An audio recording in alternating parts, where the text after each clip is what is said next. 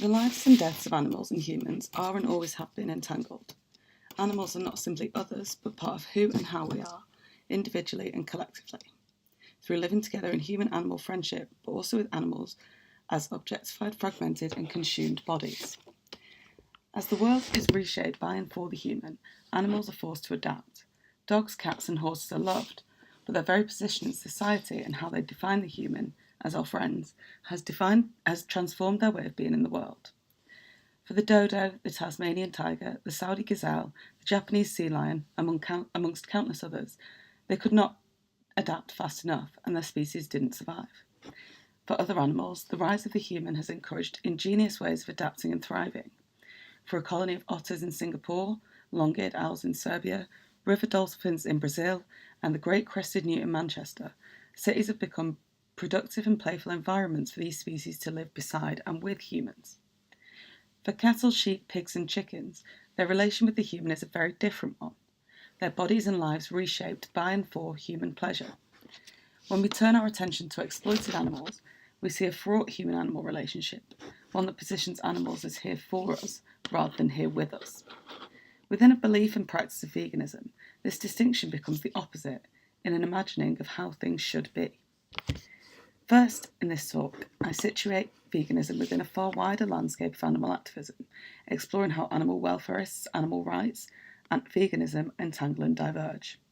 I then moved to 1965 and Brigid Brophy's The Rights of Animals. Although the precursors to veganism predate this, it is Brophy's approach to animal others and the events, networks and friendships sparked and stimulated by her essay that I believe transformed veganism in the UK. I then moved to talk about contemporary veganism, exploring and understanding how this is embodied, performed and practiced, and for whom by vegans.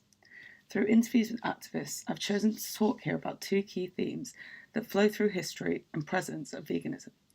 These are embodiment and pain, and somatic and proximal closeness, to explore not only the transforming human-animal relationship, but the relationship with self and with time. Finally, I orientate towards a less violent future, using an idea of acting in the mode of the as-if, as central to this imagining, asking questions about how a vegan activism, situated not only within animal activism, but a wider social justice discourse, can work within a mainstreaming of the vegan diet, and how it may be with a turn to history that veganism can resist its own co-option. So the first UK definition of veganism was proposed by Leslie J. Cross in 1949, 5 years after the founding of the Vegan Society by Donald Watson. This definition goes something like, a philosophy and way of living which seeks to exclude, as far as is possible and practicable, all forms of exploitation of and cruelty to animals for food, clothing, or any other purpose. How this definition came to stand as the official one is contentious. The Vegan Society's history says it was adapted from 1944 to 1948, which would mean there was no definition for the first 6 years of the society, before this definition was settled on, but simultaneous events throw this into question. Claims have been made that Watson, credited as the founder of the Vegan Society, was not actually concerned with animal rights so much as eating a diet exclusively made of plants. In 1948, Leslie Cross was elected as a committee member of the Vegan Society, and he was concerned more with veganism giving rights to animals. Writing for The Vegan in 1949, Leslie Cross wrote that veganism, crystallised as a whole and not, as are all such movements, as an abstraction, where every other movement deals with a segment and therefore deals directly with practices rather than with principles, veganism is itself a principle from which certain practices logically flow. This Leslie Cross's definition is bound up then with ideas of speciesism, which is a term coined by Richard Ryder in 1970 in Speciesism, a leaflet that was circulated around Oxford. And quoting directly from this leaflet, Ryder writes, "Since Darwin, scientists have agreed that there is no magical essential difference between human and other animals, biologically speaking. Why then do we make an almost total distinction morally? The word species, like the word race, is not precisely definable. If we believe it is wrong to inflict suffering upon innocent human animals, then it is only logical to extend our concern about elementary rights to the non-human animals as well. So veganism and speciesism become two complementary terms. Only by rejecting speciesism can one become a vegan. And in this image I'm showing, there is a chimpanzee covered in sores and scabs. He has been infected with syphilis in medical tests. And just remember this chimpanzee, because we're going to return to him in a little while. So the antecedents of the vegan activists who today protest in anonymous mass with laptops playing films of the horrors of factory farming, those holding vigil at slaughterhouses, or simply practising veganism, have histories and roots as a political and ethical movement dating back through to the 19th century at least. Veganism is not ruptured from nowhere, but rather has a tempestuous and long history, situated within wider animal activisms, but also within wider social and political life, particularly within the idea of Britain as a nation of animal lovers. However, veganism is currently lacking this grounding in history, and without this grounding and knowing of history, there is a risk that the current growth in politico-ethical veganism, rather than resisting violent hierarchies, structures and powers, will simply be co-opted by them. This is then not simply a history of veganism that I'm talking about, or of the struggle for animal rights, but is also a history of the entanglement of human and animal lives, actually and representationally. It is an orientation towards a history of the ways in which humans and animals have lived together in various ways, of the ways in which humans have sought to ease or equalise the lives of animals, as well as the ways in which humans have exploited and rejected animals as possessing sentient lives. In each of these relations, there are power dynamics, ethical questions, and seemingly limitless creativity in the ways humans engage with and treat animals for both peace and for violence. It must also be remembered, however, that this is not a one-directional relationship. Animals and humans have navigated living together. So in the history of Homo sapiens, the human, we know that we have always been more gatherer than we have hunter. Even come the agricultural revolution, it was far easier to harvest and grow crops than it was to maintain an industrial turnover of cattle to feed and to trade. Our ancestors' diet centred around a vegan diet, grains, plants, legumes. But our ancestors were not vegan because veganism is not a diet, but rather a political and ethical belief and practice, or a principle towards earthly others, whether human, animal, or planetary. Pinpointing an ethical engagement with the non-human, then, is more difficult, as there are so many historical moments and developments that we could attribute an animal ethic beginning to.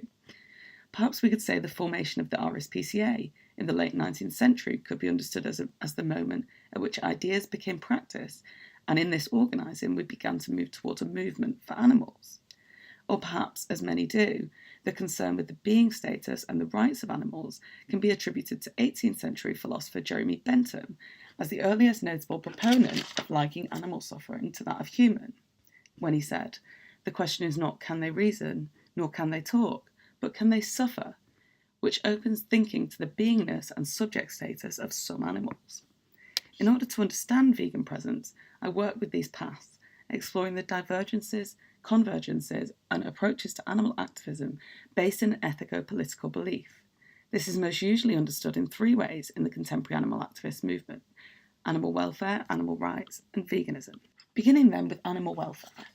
Animal welfare is the premise that animals are sentient beings who deserve to lead a good life with their basic needs met.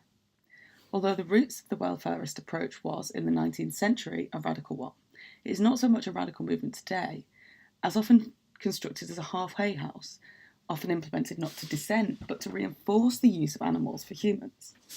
For many vegans, welfarist approaches to the animal are a hypocrisy, one best encapsulated by the idea of RSPCA assured meat at McDonald's. Animal welfare calls for the conditions of the animal prisoner to be improved. Bigger cages for free-range chickens, slaughtered before transporting bodies for food, or calls for pain to be restricted to that which is provably beneficial to furthering human advancement, as demonstrated in very loose regulations on animal testing. Nonetheless, animal welfare has played an important role in animal histories in the UK. With the surge in veganism and concern not only with the treatment of animals, but with the systems of the agricultural industrial complex, the position of the welfarist is largely sidelined in our conversations about animals today. Organisations like the RSPCA are regularly called out on their perceived hypocrisy, no longer representing the interests of animal activists or animals, but rather appealing to a wider carnist population. Instead, I'm more concerned with animal rights and veganism as entangled histories and entangled movements. A few weeks ago, I watched the Channel 4 documentary, The Truth About Vegans. The premise is the documentarian, Morland Sanders, is thinking about going vegan, and he meets up with various vegans as well as a pig farm. One thing that struck with me from it was the use of terrorism and extremism when talking about vegans, putting towards a turn in policing of extremism to directly focus on vegan activists for the first time, in similar ways that animal rights activists were targeted in the 1990s, and this culminated in some animal liberationists being imprisoned. But also concerningly for activists was the rise of spy cops infiltrating animal rights organisations, most notoriously developing relationships with women, using false identities as activists to seduce women who would allow them to access into extremist or terrorist activities. These undercover spy cops campaigns came into the public eye last year, particularly due to Lush campaigns in stores in the UK. And Cops campaign and Out of Lives campaign also tweet about the spy cops. This idea of the animal rights movement of the 1990s was supposedly typified by extremists who used violence and illegal tactics to liberate animals, damage businesses, and prevent animal cruelty, exploitation, and deaths. But in truth, this was just a small part of the animal rights movement, with much larger portions of the movements working with the government, the EU, farmers, and this was all legally to further their cause. However, it is the image of the balaclava-clad liberationist that remains on the collective memory as an animal rights activist. However, animal rights is much broader than this, and this is just one way that activists worked. It includes all manner of people who may believe in rights for some animals, or in some rights for all animals, or often in the maintenance of a rights hierarchy, or speciesism, with humans at the top. So within animal rights organisation of the past and the present, in some circles it is perfectly acceptable to ask for rights for animals while still eating them. In this case, rights are contingent and given by the human, and so we must remember that rights do not necessarily end hierarchy, but can in fact reinforce it. Returning to this idea of speciesism, then, the difference between animal rights and veganism diverges. Vegans reject the premise that a human can dictate the rights of another, because they reject the hierarchy of beings. Animal rights did not become veganism, just as vegetarianism does not evolve into veganism, nor does a belief in one necessarily mean a belief in another. A health-based vegan may have no interest in activism for animals. Rather, animal rights and veganism exist side by side, overlapping, collaborating, clashing ideologically and in practice. They have shared but distinct histories, and these distinctions are key to defining, approaching, and working with veganism as an idea and a practice. Through my understandings of the contemporary and historical animal movement, I have chosen The Rights of Animals by Brigid Brophy, titled as A Deliberate Analogy with Thomas Paine's The Rights of Man, as the start of the kind of veganism we understand today, an ethico-political, philosophical, activist movement for the liberation of all, but also for social justice. I start with Brigid Brophy for many reasons, not least to acknowledge the centrality and forging of veganism by women. History is always in some ways fiction and in other ways fact, as we imagine and piece together evidence to narrate what has gone before and how we arrived at where we are now, and indeed to guide us as to where we may go next. To say that history is always in part fictionalised simply positions it as a product of uncertainty, and one that will inevitably be shaped by those who own history, by those who write it, by those who have the power, capability and responsibility at the time to record and order the writing of events, people and things. Brigid Brophy was a British novelist and a passionate and dedicated campaigner for social reform as well as the rights for animals. Brophy's work also inspired other animal thinkers, particularly the Oxford Group, which is a group that no doubt some of you will have heard of, at least in its membership. Peter Singer, Tom Regan, as well as John Harris and Stan and Rosalind Godlovich and Richard Ryder, whose archive I worked with at the British Library. Brophy, in this article, said, "The relationship of Homo sapiens to the other animals is one of unremitting exploitation. We employ their work, we eat and wear them. We exploit them to serve our superstitions. Whereas we used to sacrifice them to our gods and tear out their entrails in order to foresee the future, we now sacrifice them to science and experiment on their entrails in the hope, or on the mere off chance, that we might thereby see a little more clearly into the present. At this time, 1965, the great bulk of animal activism was against animals and medical testing, and Brophy turned to critique more everyday and hidden practices of violence done to animal bodies. This positions Brophy's thinking as decades ahead of her time, and reasserts her as a, if not the, most influential figure in moving forward animal rights.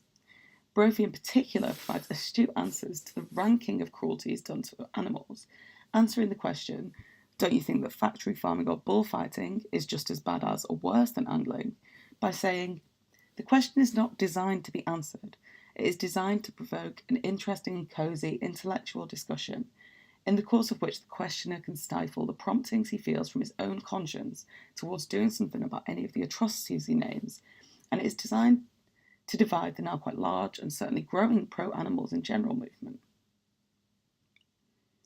Brophy advocated then that theory needs to be coupled with action, with an ethical political practice of values, which must be at the very least, in the contemporary time, a practice of veganism. For Brophy, these dilemmas do, however, have a central place in thinking for and with animals, because facing a moral dilemma takes courage. They are acts of imagination, and this imagining is crucial when thinking with and for animals. So why Brophy?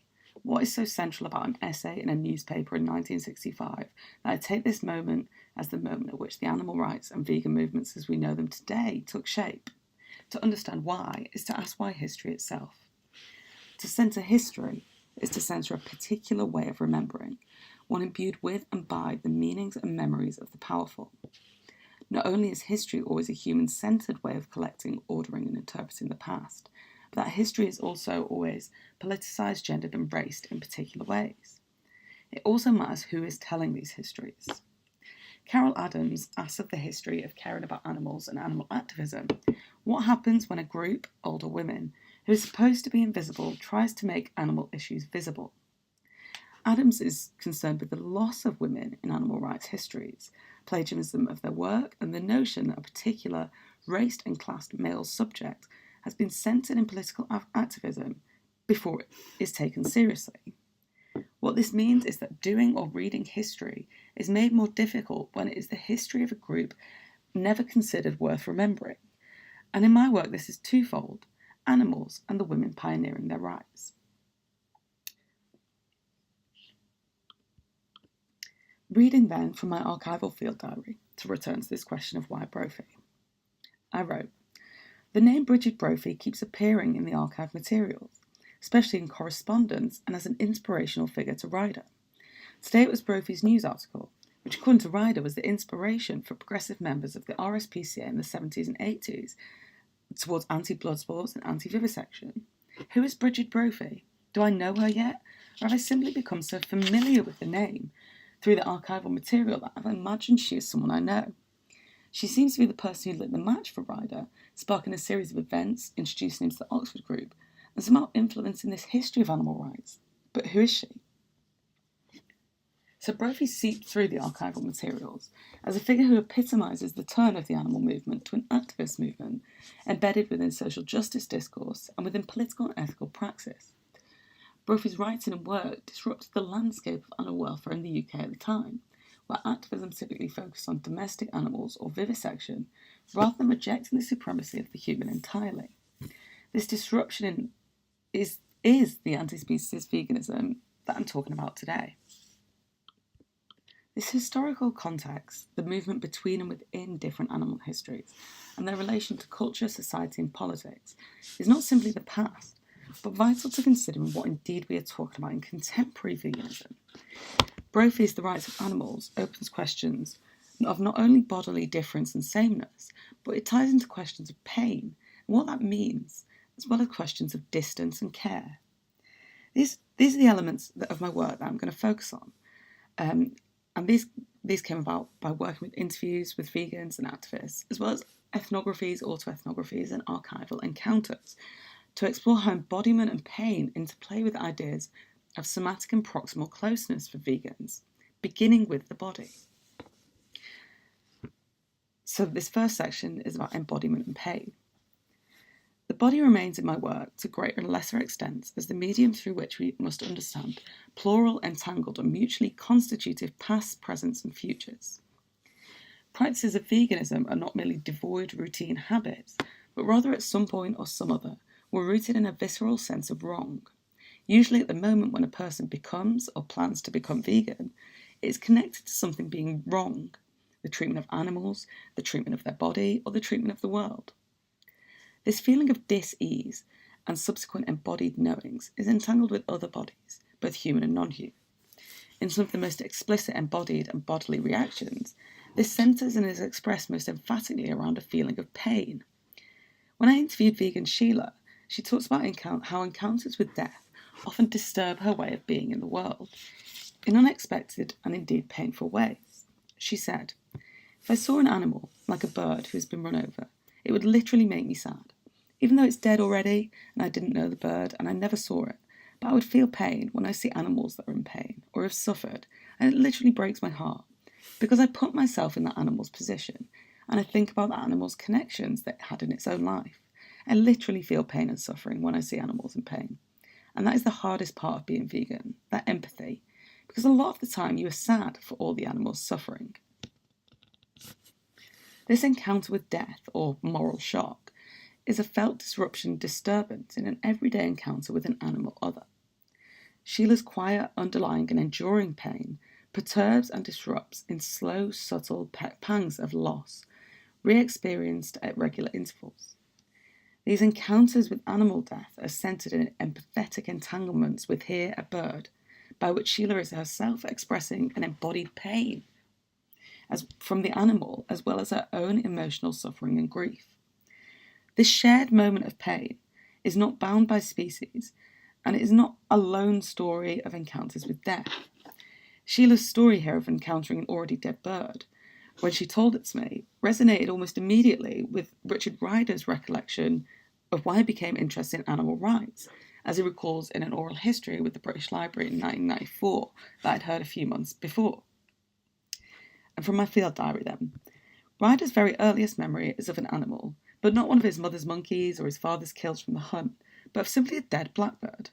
His first memory is of an animal, a dead animal, who had obviously suffered and had been in pain. He grew up with animals. His mother was a colleague of Linda Haggerby, and she kept monkeys. Ryder shared his bedroom with Bimbo the monkey when he was 13. But this blackbird breached these relationships, alerting Ryder to the fact that animals were like him, especially in terms of suffering. He goes on to say he became very introspective about what he felt were his moral inconsistencies and philosophical understandings of suffering. It always comes down to pain. These different variations of the same story are continuously retold, often with similarities, allowing us to explore ideas of the non-linearity of time, but also the ways in which certain moments and events can breach time. When Sheila mentioned a bird, I was immediately reminded of Ryder's encounter with a bird death. An animal seemingly so different to us is not beyond the reach of empathy or care when we come into a proximal encounter with their death, despite the obvious somatic distance. I take this connection to pain as the starting point to think about how this encounter can then manifest as a mode of caring. It is often these encounters with death, alongside confrontations with truth, that wield influence in decisions to become vegan. This encounter with death fed into a new way of caring, not only about the lives they can affect by becoming vegan, but a wider felt emotional connection to animal others. This emotional connection led for some to feeling disorientated with the world once they had these transformations in belief. Simultaneously, this embodied and emotional knowledge is important in grounding and centering veganism in their lives, as well as ensuring adherence to their ethics. Vegan and animal advocate Kim Stallwood, who went vegan in the 70s after working in a chicken slaughterhouse, and these are quotes from his book, said, "The result for many of us who take on that knowledge of animal suffering is a strange bifurcated existence. I live in my vegan world, in which I see what I think is food, and I live in a meat-eating universe." And Kim Stallwood also said, slightly later in the book, "But more than that, we feel obliged to stay in the moment of animal suffering, notwithstanding its emotional and psychological toll. To leave is impossible. It would be to abandon the animals. This is something we cannot do. If we're not there, who will be? We must care because no one else does. We must act because no one else will. We must remain true in spite of the ridicule, the dismissals, and the condescension. We must be permanently on call to respond to the demands of our conscience.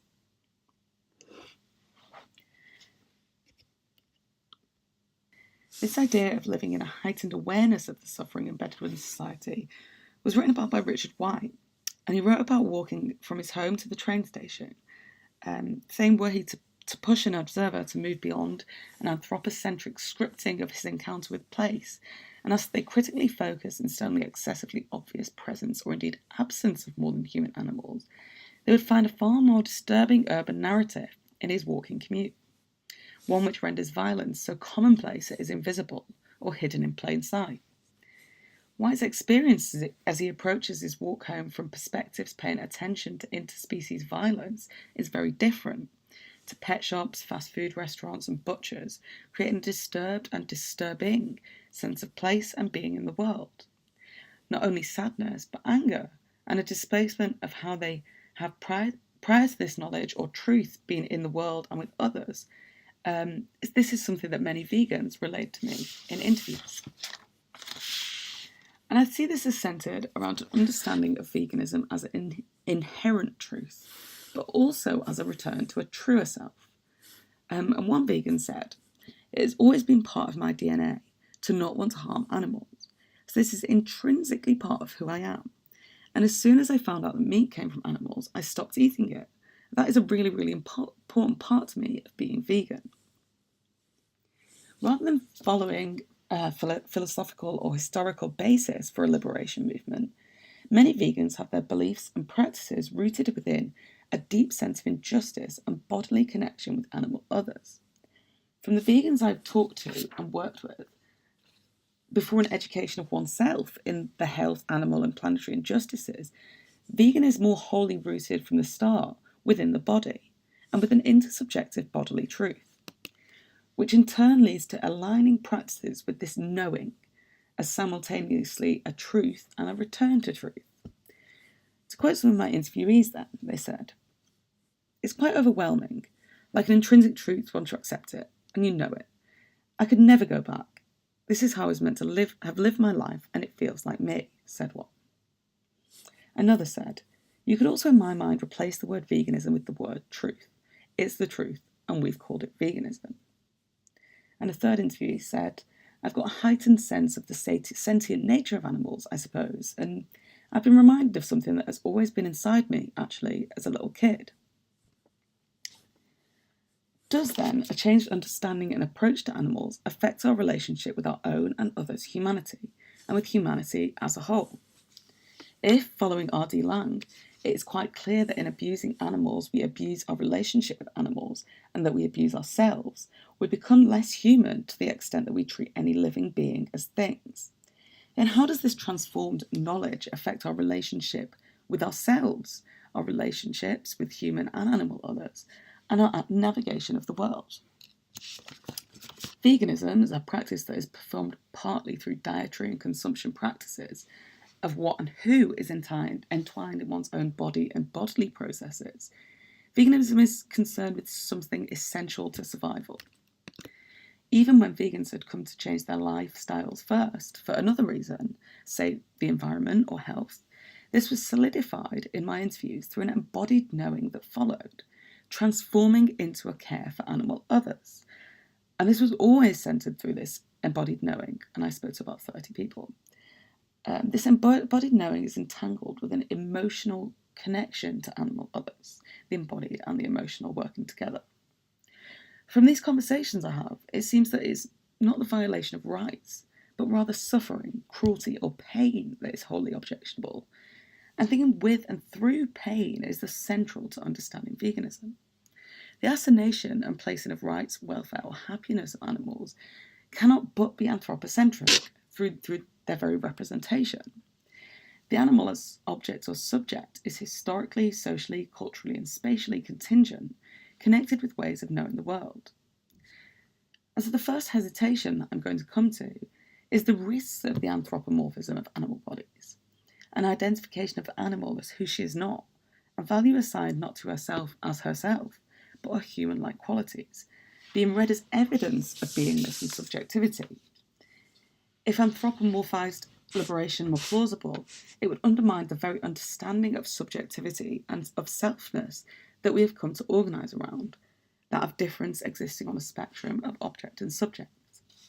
This is echoed by Yancey, thinking through Yancey's work, who says, "The body is less of a thing being than a shifting, changing, historical meaning that is subject to cultural configuration, reconfiguration. The body is a battlefield, one that is fought over again and again across particular historical movements and particular social spaces." Returning then to the Speciesism leaflet that I showed you earlier, but reading it through pain, I want to think about the ways that some animals, even archival animals, can reclaim and be ascribed a sense of individuality and identity. Through struggling and pain, this animal who exists beyond the archive, suspended in a historical moment, yet still breaching and affecting the present, can speak. I'm quoting again from my archival field diary here. One of the pivotal moments in Ryder's biography was the circulation of Speciesism leaflet around Oxford. There are several copies of this leaflet in Ryder's archive, but each time my hands find it, or I return to look at it, the image shocks me.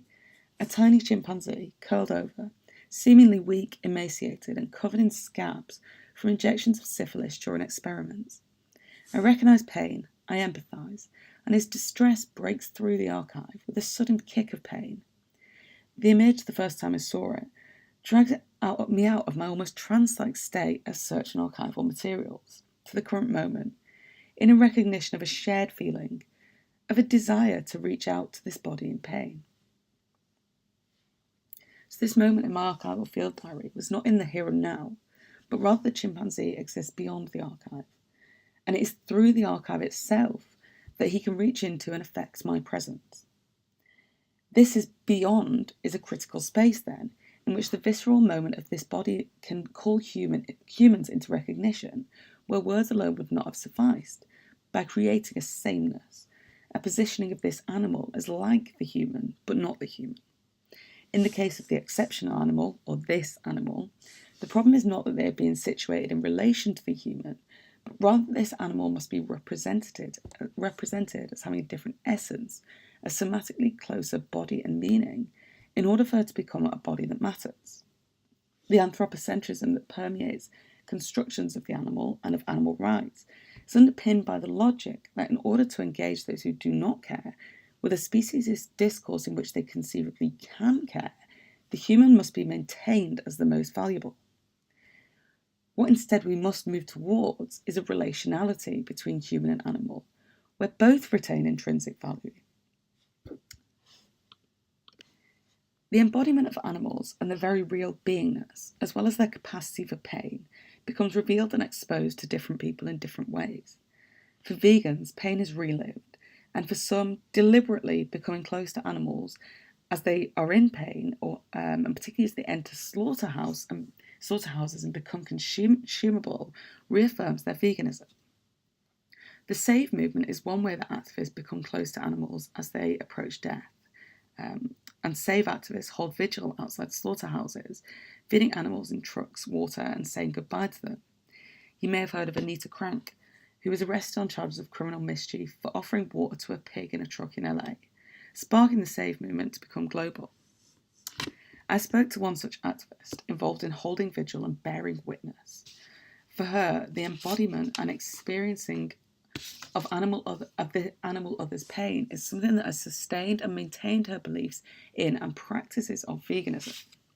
When I spoke to her about the save movement, she said, "It's really distressing for the animals, for you. It's not an enjoyable experience, but I do think it's an important one. So the pig save, there were loads of trucks. I don't know how many an hour, but like an awful amount. Probably like 30 trucks or something. And then you get to thinking, well, what about all the days we're not here? That's still happening every working day that we're not here. So the driver, they will have you let you have some, as long as you want with the trucks at Manchester, and you're allowed to touch them and give them water and stuff. And everyone is there videoing it to kind of share it live with their friends on Facebook and Instagram, taking pictures and everything. Mostly I think it's just people are trying to comfort the pigs. And I think a lot of new vegans go to solidify their beliefs because it's really easy to be like, yeah, I'm going to be vegan forever, hypothetically. But I think a lot of people go to save and are like, yes, this is absolutely the way I'm going to live my life. Because you come into contact with the actual victims and you see into their eyes, and it's just different from seeing it on video. The Save movement itself entangles the politics of silence, life and death, as well as human rights violations, in the case particularly of slaughterhouse workers, as a powerful intervention to expose this industry, but also as a way to become close to animal others. These encounters seem to serve two purposes. The first is of authenticity and a solidifying of belief that you see into their eyes, where you create such a forceful and emotional conviction that vegan beliefs cannot be thrown into question again. It is as if, by causing oneself huge amounts of emotional pain, the ability to empathise and understand animal physical pain drastically increases. The proximal closeness is allowing for an imagining of a somatic closeness, and thus a shared experiential connection that allows these activists to feel they better speak for animals. And the second element of the Save movement seems to be accountability to the animals they have been with, and also, perhaps most crucially, to themselves. This bodily pain can be recalled and relied upon in moments of doubt and questioning, as well as becoming accountable for past actions, such as eating meat before she went vegan. And this allows her to continually imagine and reimagine herself as closer to these animals. And so in this next section, I'm going to think more about somatic and proximal closeness. This pain of self and other is one example of ways in which vegans act and imagine in the mode of as if. As it is in this mode of as if that the animal other can and does become closer to the self. This is best exemplified through stories of encounter with animals, both real and imagined, after the underlying ethic and political belief of veganism has been embodied. For Sheila, who has been a vegetarian since she was 10 years old, this is something she can recall as always being innately part of who she is, which I mentioned earlier. And on her connection with animals, she said, I've always felt a connection to animals, and ever since I was a child, I would always be the one who would want to bring in any waif and stray animal, rescue any animal I can see, and, talk to animals, all the animals I ever meet, whether it's in a field or... So I don't think it's changed my relationship with animals becoming vegan, other than making me feel more peaceful that I'm not contributing as much as when I was a vegetarian to the cruelty towards animals.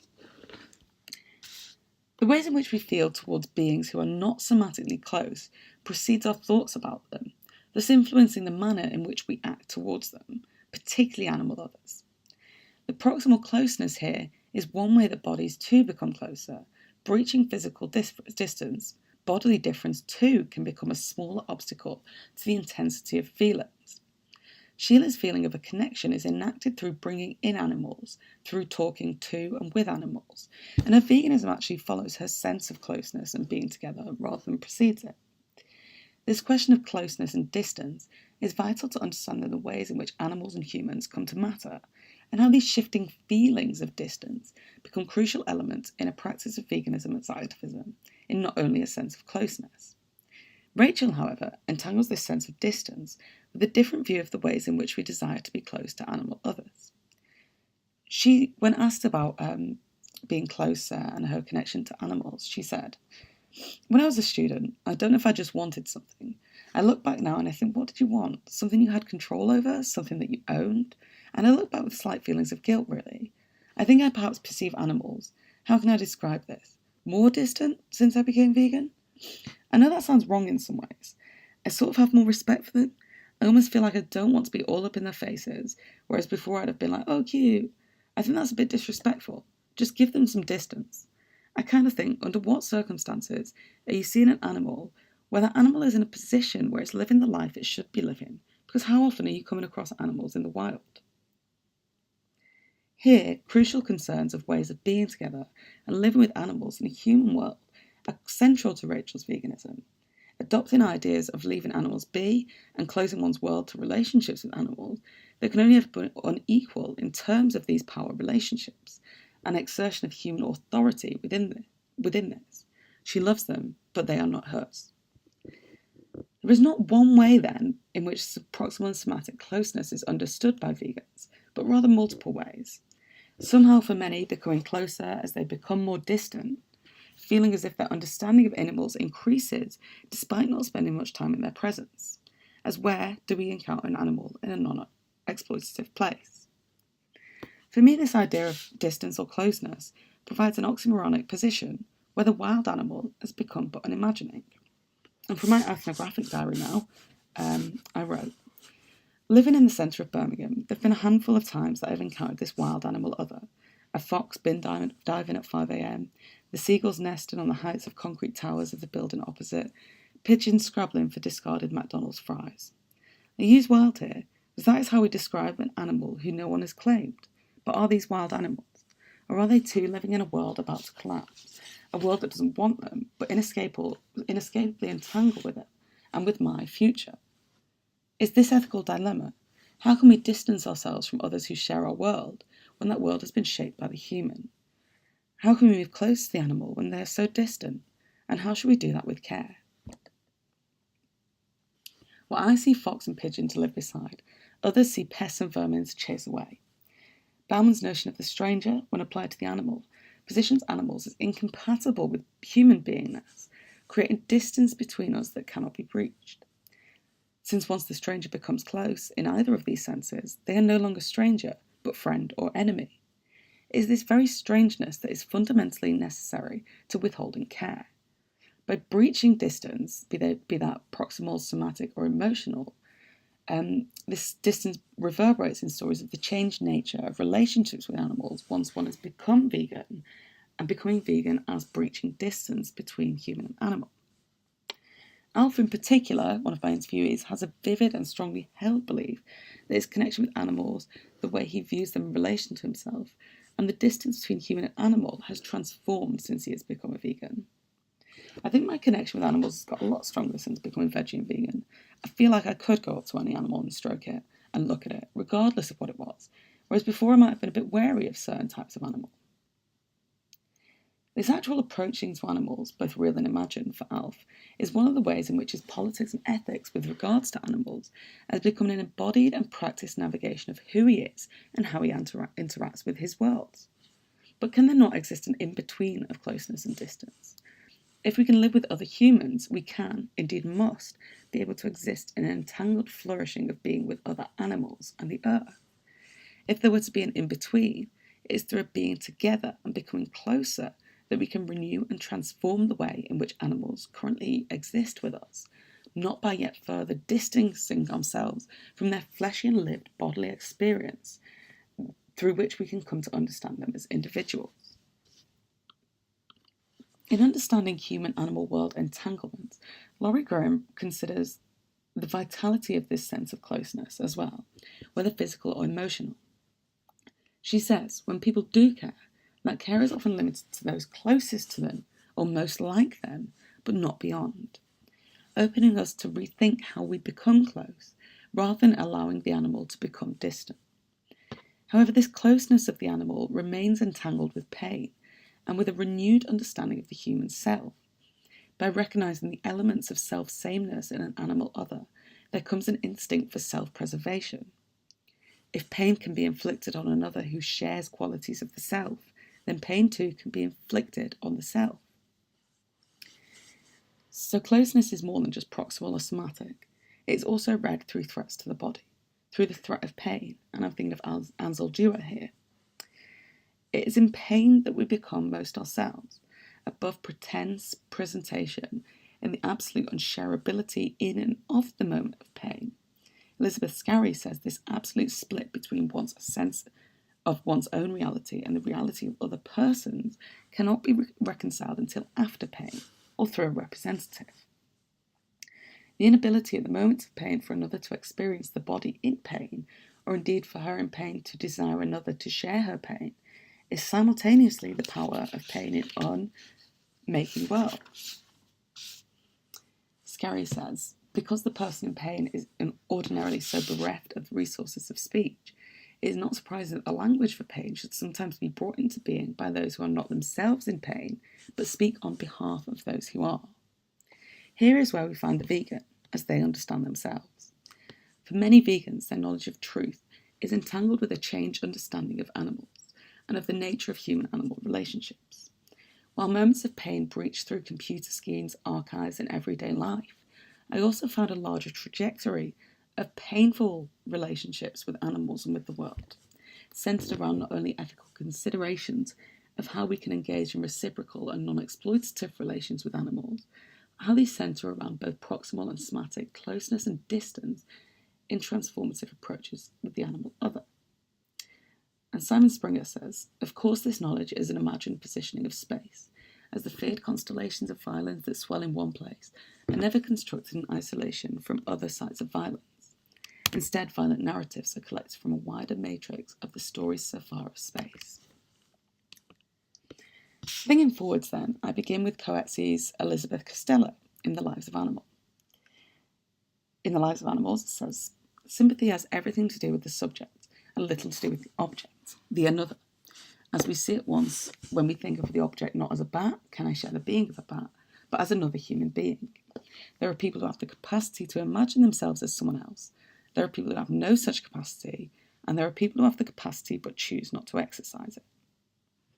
This notion of imagining the other, then, is not a new relation to our ethical relationships with animals. Nagel's What Is It Like to Be a Bat asks not what it was like for a human to be a bat, but for a bat to be a bat, with a focus on the mind and body, consciousness, and the development of an objective phenomenology, not dependent on empathy or imagination, but on describing the subjective character experiences to others incapable of having those experiences. I think here of Rosalind Godlovich. Godlovich begins with the imagination, her moral position being, if one is asked to conceive of oneself in the position of the individual towards whom a course of action is considered, one could not logically make any moral judgment that one would wish upon oneself were one in that position. In considering animals, however, some would protest it is impossible to imagine being an animal, since there isn't enough left of the person doing the imagining after the transference has been made. So Godlovich's thinking isn't too far from the thinking of Thomas Nagel, and his understanding of the inability to transfer out of a human mode of thinking and being in body and in mind. Whatever we're doing, we always have that human perspective. However, Godlovich continues, I think the confusion in this contention lies partly in overestimating what precisely needs to be imagined, and partly in the lack of familiarity which most of us share about animals. Or, thinking about this, we are thinking only about difference, rather than thinking of a spectral inhabitancy of sameness and difference, subject and object, being and thing.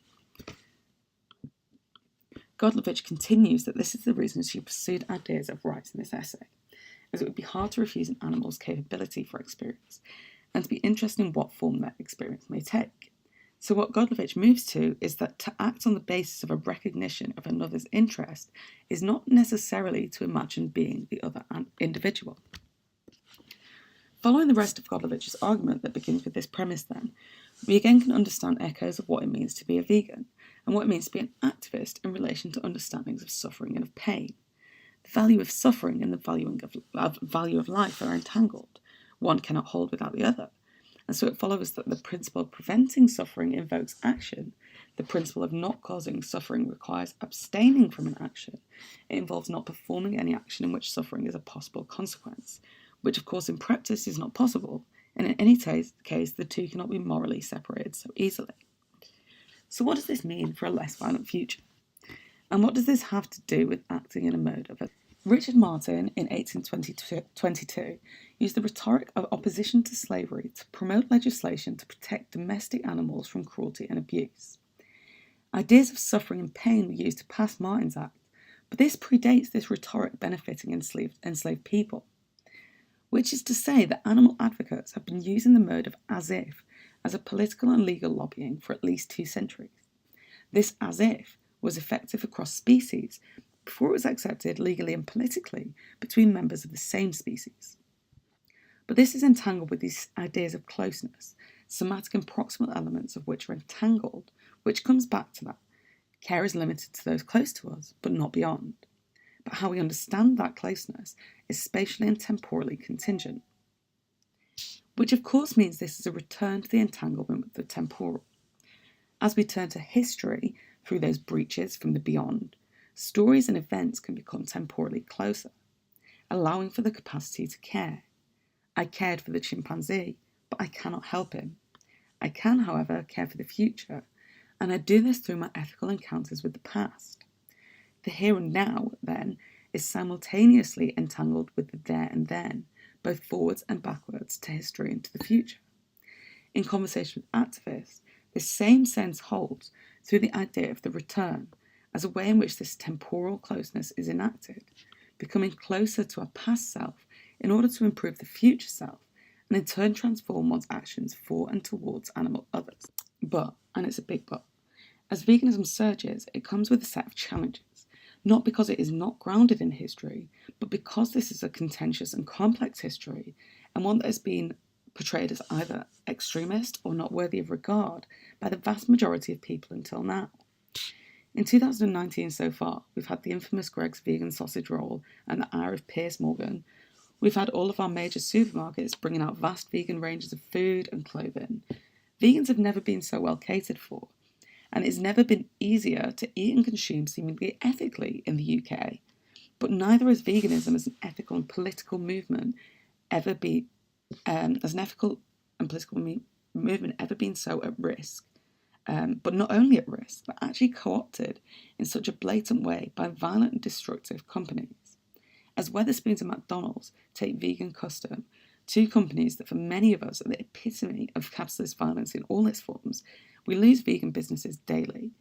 If veganism is an ethical and political responsibility and commitment to enact non-violence as far as is possible, this does not stop at animals, but goes further, goes beyond this. It includes slaughterhouse workers, it includes anti-racist and feminist work, and it includes a careful political and ethical engagement with the world.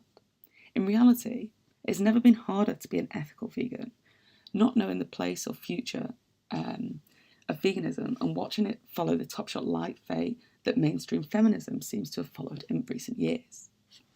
In order to think about the future of veganism and the risks of watering down veganism, it is vital to consider how our links to history may hold the possibilities of sustaining veganism as an ethical political principle. Following Doreen Massey, only if the future is open is there any ground for a politics which can make a difference. Which is to say that because space and therefore time must remain open, the past can be read alongside a vision for the future. Reading possibility backward, entangling past, presents and futures, opens the beyond as a space for relational connections between the here and now and the there and then, as well as relations between subjects and objects across times and spaces. To go backwards is at once a call for a reimagined future. It is to enact a politics of the possible. To distance oneself is always already becoming closer. To become preoccupied with the imagined space between the self and that which and who is moved away from. So to finish, I read another quote from Brophy. Whenever people say we mustn't be sentimental, you can take it that they are about to do something cruel. And if they add we must be realistic, they mean they are going to make money from it.